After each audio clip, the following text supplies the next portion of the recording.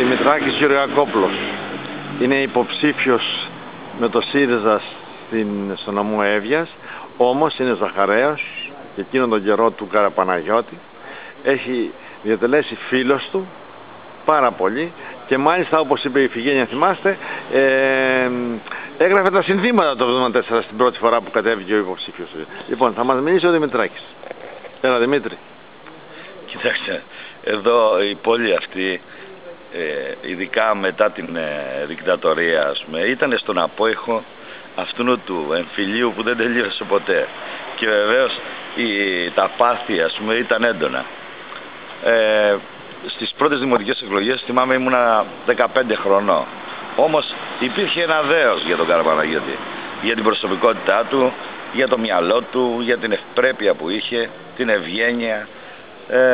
Για μένα ήταν ένας άνθρωπος ιδιαίτερος και τον είχα ζήσει περισσότερο, όχι τόσο, ας πούμε, ως δήμαρχο, αλλά και ως γιατρό και ως παράγοντα του Ολυμπιακού. Ξέρετε, τότε παίζαμε στον Ολυμπιακό Ζαχάρος. Βέβαια, σαν δήμαρχος προσέφερε πολλά στην πόλη. Αυτό είναι μια κατοπινότερη διαπίστωση. Αν σας μιλούσα τώρα αν σταματούσαμε τον χρόνο στο 75, βεβαίως σε ηλικία 15 χρονών δεν θα μπορούσα να πω πολλά. Όμως τώρα, εάν ανασύρω από τη μνήμη μου όλα αυτά που έκανε ο Καραπαναγιώτης, θα πρέπει και εγώ και πολλοί άλλοι που τοποθετήκαμε στον χώρο της αριστεράς, καταρχήν να του ζητήσουμε μια μεγάλη συγγνώμη. Μια μεγάλη συγγνώμη για την κριτική που του κάναμε, για τις επιθέσεις που του κάναμε, για την προκατάληψη που είχαμε απέναντί του, γιατί πρέπει, νομίζω ότι καμιά φορά είναι και μεγαλειώδες να αναγνωρίζεις ότι κάποιοι άνθρωποι είναι πάνω από σένα και πολλές φορές είναι πέρα από τα πράγματα, ας πούμε, και πέρα από τους ορίζοντες που έχεις εσύ. Ο Καραπαναγιώτης ήταν τέτοιος. Ονειρεύτηκε τη Ζαχάρο σαν μια πόλη, ας πούμε, που θα μπορούσε να κάνει σπουδαία πράγματα και στον τουρισμό και στην αγροτική οικονομία και στον πολιτισμό. Την είδε σαν μια σπουδαία λουτρόπολη.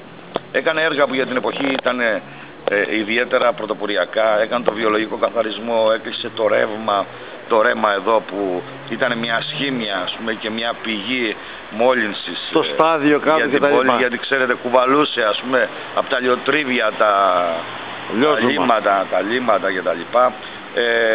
Βοήθησε στο να γίνει το στάδιο, έκανε το τουριστικό περίπτερο, έκανε τη βιβλιοθήκη της Ζαχάρος, στήριξε τη φιλαρμονική της Ζαχάρος. Η Ζαχάρο τότε ήταν μια άλλη πόλη.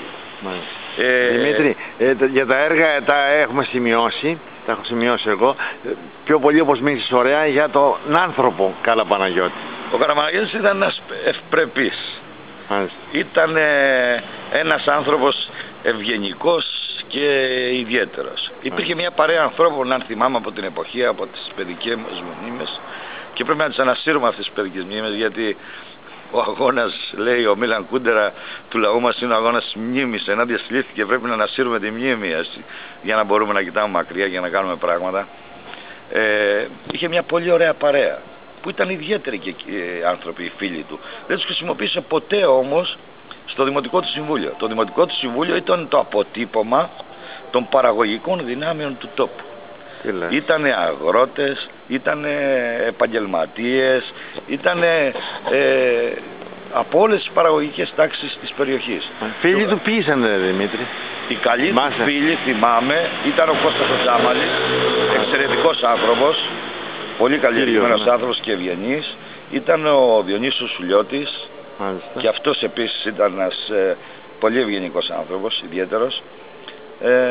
Αυτή ήταν, νομίζω, η κλειστή παρέα, ας πούμε. Όμως δεν χρησιμοποιήθηκαν ποτέ, αν θυμάμαι, στο Δημοτικό Συμβούλιο. Στο Δημοτικό Συμβούλιο χρησιμοποιούσε ανθρώπους, δηλαδή από τις παραγωγικές τάξεις της πόλης. Και βέβαια είχε όραμα για την πόλη. Καταρχήν, όπως είπα και πριν, στήριζε τον Ολυμπιακό Ζαχάρος και πάθος με το ποδόσφαιρο. Ακόμα και στις προπονήσεις, θυμάμαι, ερχότανε και παρακολουθούσε. Ναι, έπιανε εκεί τη γωνία του γηπέδου που είχε το στιπραίο. Για να μην η κόρη του η Ιφηγένεια αυτό. Ναι, για να μην τον πιάνει ο αέρας, και παρακολούθησε την προπόνηση και ανελιπώς βεβαίως τους αγώνες. Λοιπόν, Δημητράκη, ευχαριστούμε πολύ. Να σε καλά. Πρέπει όμως, θέλω να προσθέσω κάτι ακόμα. Υπάρχει ένα πρόσωπο που συνδέεται με τον Καραπαναγιώτη και ήταν ο πρώτος του αντιδήμαρχος. Αυτός ήταν ο Κώστας Ζαχαρόπουλος.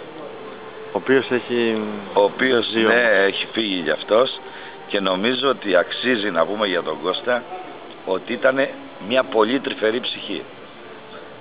Ένας πολύ καλός άνθρωπος.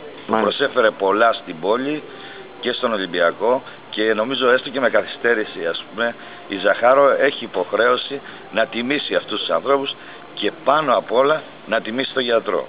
Γιατί ο γιατρός είναι ιδιαίτερος. Θέλω να πω και κάτι άλλο όμως. Και κάτι άλλο που νομίζω ότι θα έχει αξία. Τότε στις πρώτες εκλογές ήμουν μαθητής, είχα γράψει ένα ποίημα με τον παρορμητισμό που είχα και έχω ακόμα. Δημήτρη, θα σε πάρω σε άλλο βίντεο. Λοιπόν, πάμε στο άλλο βίντεο. Εντάξει Δημήτρη. Ευχαριστώ.